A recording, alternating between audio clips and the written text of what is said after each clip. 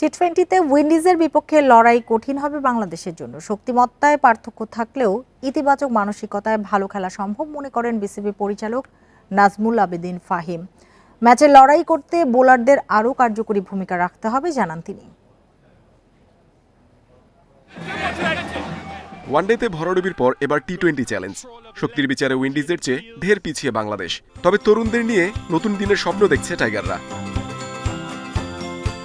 পাওয়ার heating সামর্থ্যে ঘাটতি, পরিস্থিতি বুঝে বোলিং করার দক্ষতাও কম বাংলাদেশের। পরিকল্পনার সঠিক বাস্তবায়নে উইন্ডিজকে চাপে রাখা সম্ভব, তার জন্য মানসিকতায় পরিবর্তন আনা জরুরি।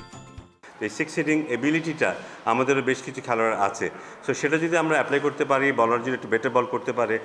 3 ডে আমরা 3টা যে ওয়ানডে খেললাম সেখান থেকে যেই অভিজ্ঞতাটা হলো সেটা নিয়ে যদি আমরা বলাররা নিজেদের স্ট্র্যাটেজি তৈরি করতে পারে, আমার মনে আমরা আরেকটু বেটার খেলতে পারবো। আমাদের ইতিবাচক মানসিকতা নিয়ে খেলতে হবে, কোনো সন্দেহ নেই। পেসাররা শুরুতে মোমেন্টাম এনে দিলেও স্পিনারদের নির্বিষ বোলিং ভুগিয়েছে প্রতি ম্যাচেই। টি-20তে ভুলের সুযোগ কম, লড়াইয়ে টিকে থাকতে বোলিংয়ে বাড়তি গুরুত্ব দেওয়া প্রয়োজন। ওই কন্ডিশনে কী ধরনের লেন্থে কী ধরনের পেসে বল করতে হবে সেটা যদি আমরা আরেকটু বেটার করতে পারি, মানে আমরা আরেকটু ভালো করতে পারবো। আমাদের বলারদেরকে বোধহয় একটু মনোযোগী হতে হবে আরেকটু। অফ-ফর্মের কারণে যে লিটন দাস সমালোচিত, তাকেই দেওয়া হয়েছে টি-20 নেতৃত্ব। যার আত্মবিশ্বাস তলানিতে সেই লিটন সতীর্থদের কিভাবে চাঙা রাখবেন। খারাপ সময় চললেও লিটনকে সময় দেওয়ার পক্ষে ফাহিম। মাঝে মধ্যে কি ট্রিমেন্ডাস ক্রিকেট খেলেছেন আমরা সবাই দেখেছি। এটা খুব দুঃখজনক হবে ওকে যদি আমরা ওর কাছ থেকে ওর সেরাটা যদি আমরা বের করে নিয়ে আসতে না পারি।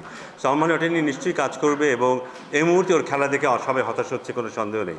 বাট আমার মনে হয় ওর ব্যাপারে হালটা ছেড়ে দেওয়াটা ঠিক হবে না, ওকে ওর পাশে থাকা দরকার। টি-20তে উইন্ডিজের সাথে 16 দেখায় 9 হারের বিপরীতে 5 জয় বাংলাদেশের।